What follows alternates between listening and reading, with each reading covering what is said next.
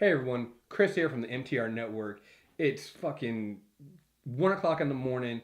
I fly out to Deepon's wedding at like 6 o'clock in the morning. I really should be in bed, but I wanted to go ahead and make sure I shot this opening for our video. We're gonna go through 8 favorite moments of Jason Aaron's Thor run. Thor Ragnarok is out right now. It's getting rave reviews. I think it's probably the best comic book movie that's out this year. We still have Justice League, so we'll see.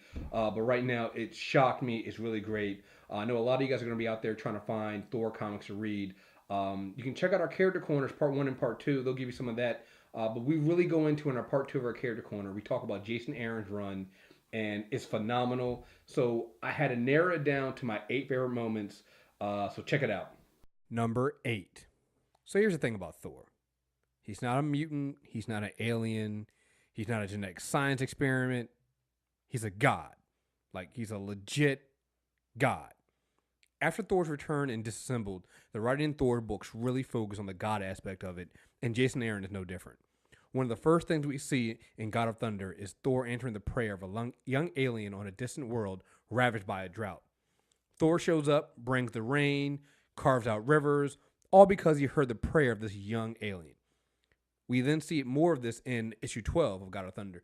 Thor shows up, delivers the last meal to an inmate on death row, walks him to the chamber. He brings food to young refugees. He tells stories with monks. He even shows up for a date with a young SHIELD agent graduating from the academy. The issue ends with Thor visiting a now sick Jane Foster. It's all a reminder of why Thor isn't the Marvel Universe's Superman. Yes, Superman is heavy with the Jesus imagery and comparisons, but he's still just an alien from another world living on Earth. Thor, though, is a god. Pray to Superman and maybe he hears you. Pray to Thor and the God of Thunder will show up. Number 7. Jason Aaron's run starts off with the story of Gorr the God Butcher, an alien from a forgotten world whose mission is to kill all the gods. I know, really ambitious. In God of Thunder number 2, Thor and Gorr face off for the first time and it's an epic battle. The fight takes place in the skies and this is Thor pre-beating worthy to hold Mjolnir. While he might not have his hammer, the young god still fights with ferociousness and determination. It's still not enough, as Gorr gets the upper hand, is about to kill the young god, but he makes a mistake. He asks Thor what he's the god of. You see, for the record, never mockingly ask the God of Thunder what he's the god of. It never works out. Number 6. And Jane Foster makes her first appearance in my list. Don't worry, it won't be her last. Thor fighting the Destroyer armor is just something that every writer of Thor has to do. But with Jane Foster now being Thor, it matters even more.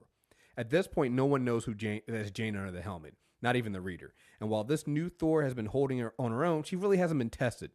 Enter Odin and his brother Kull, the god of fear, who come in with the idea to use the Destroyer to take back what Odin believes is rightfully his.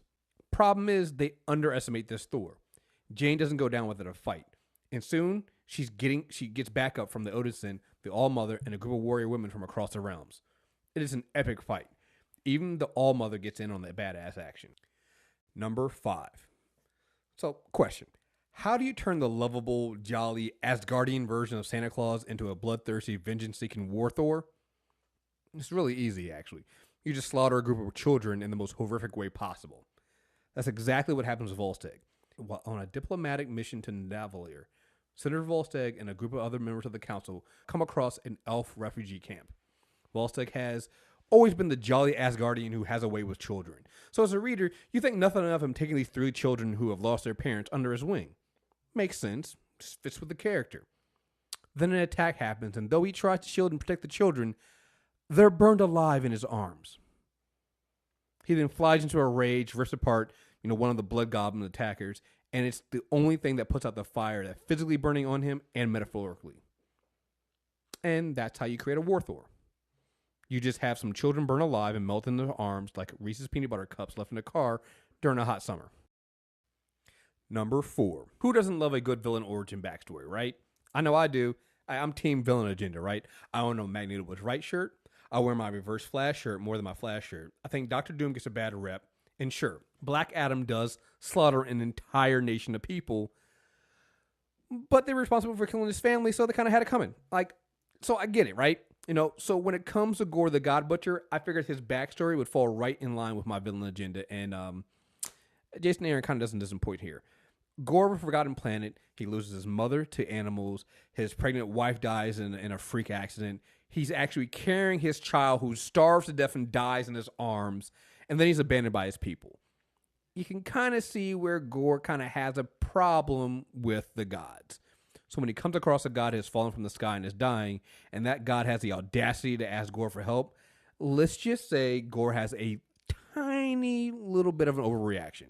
Look, we've all been in situations where we sideline our ability to help others. I once noticed an old man struggling to put his groceries in the car, and I was going to help until I saw his Trump 2016 lock her up bumper sticker, and I kept walking. Gorr could have kept walking too, and everything would have been fine. But instead, he decides to slaughter the god. He gets a taste of what it's like to kill a god, and well, history tells the rest. And here's the thing. Gorr, I will admit, Gorr is kind of a dick. I mean, he starves and crucifies Volstagg. That's like crucifying Santa Claus. It's just a dick move. Here's the other thing, too. I'm not going to say Gorr is right. That's Nick Fury's job. So, number 3, I have Jane Foster versus the Phoenix. Listen, all you SJWs are ruining comic dirtbags, you're fucking stupid.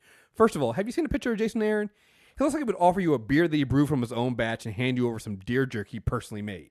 Secondly, Jane Foster as Thor just further elevates what it means to be the god, or in this case, goddess of thunder, because she's fucking awesome. All right? Jane isn't just a woman. She's also a cancer patient. Not a cancer survivor. She's a cancer patient. As in, she goes to chemo, leaves chemo, picks up the hammer, and goes to kick ass. Batman fights crime in between being a millionaire playboy. Spider-Man fights crime in between class. They both, fight mostly street-level villains. I mean, every now and then, they go a little higher than that. Here's the thing.